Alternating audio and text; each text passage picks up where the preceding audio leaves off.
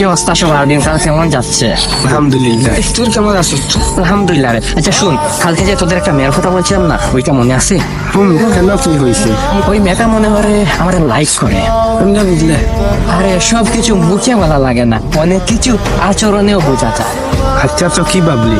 কোন বিষয়ে রে? মেয়েটা বিয়া করে করবে নাকি? আরে না, এইভাবে কিছু করা যায় নাকি? আজকে যে আস্তে আস্তে ওকে দেখি ফ্রেন্ড বানানো যায় কিনা, পরবর্তীতে এইগুলা নিয়ে একটু ভেবে দেখো। আচ্ছা বন্ধু, তাহলে এখন যাই, ঠিক আছে? তোদের সাথে বিকালে দেখা হবে, ঠিক আছে? ওকে, আল্লাহ হাফেজ।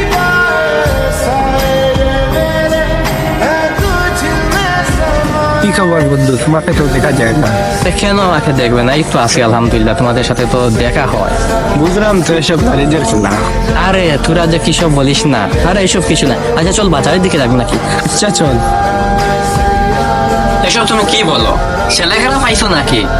আমাদের এতদিন সম্পর্ক, এটা কি ছেলে খারাপ? তুমি চাইলেই ভেঙে দিতে পারবে না? কেন কেন, সমস্যাটা কি তোমার? হ্যাঁ আমি তো বুঝতে পারছি তো, থার্ড পার্সনের আগমন হয়েছে, তাই না? ঠিক আছে, সমস্যা নাই, আমিও দেখে নেব, ঠিক আছে? কতদিন তুমি ভালো থাকতে পারো এটা আমিও দেখবো। একটা জিনিস কিন্তু তুমি মনে রাখো, তুমি আমার সাথে যা করছো না, এটা কিন্তু একদিন তোমার সাথে হবে, ঠিক আছে?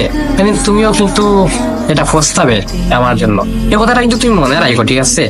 ওকে, তুমি ভালো থাকো, ঠিক আছে? আল্লাহ হাফেজ।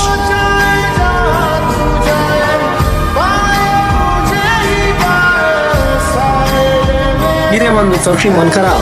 আরে না, মন টন খারাপ না, এই তো এমনিতেই বসে আছি।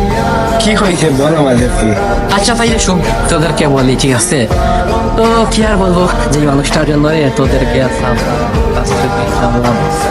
তোদের সাথে কাউকে নষ্ট করলাম, এই মানুষটার জন্য আমার এক্সাম রেজাল্ট সবকিছু শেষ হয়ে গেছে।